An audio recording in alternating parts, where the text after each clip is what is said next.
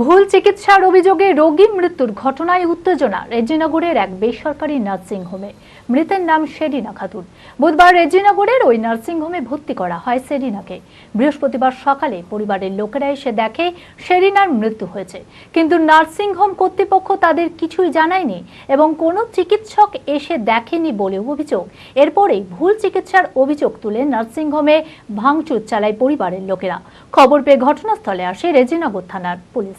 মানসিক স্বাস্থ্যের জন্য সবার আগে যে নামটি মনে ভেসে ওঠে, সুস্থ মনের ঠিকানা মনোবীক্ষণ। যোগাযোগ নাম্বার 7477799516।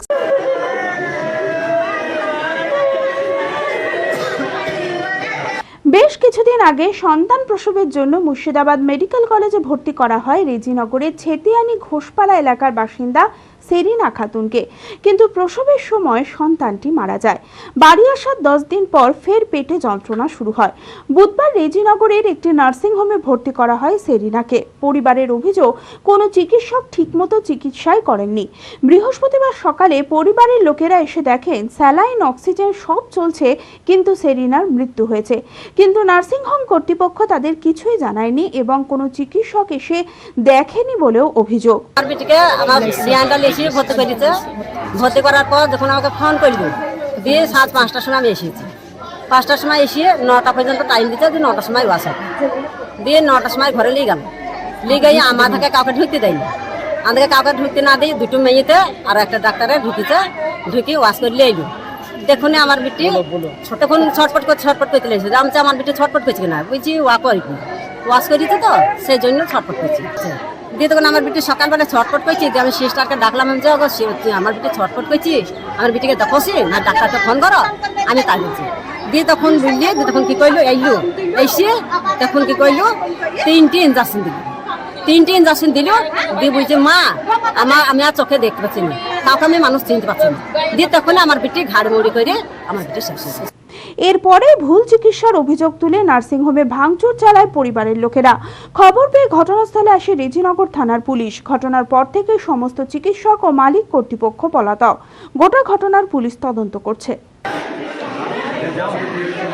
সকালে কালকে 4টার সময় ভর্তি করেছে। আগে এরপর দিকে চলো, এরপর দিকে এরা বলছিল হ্যাঁ পারবো, ফের এরা ভর্তি করেছে।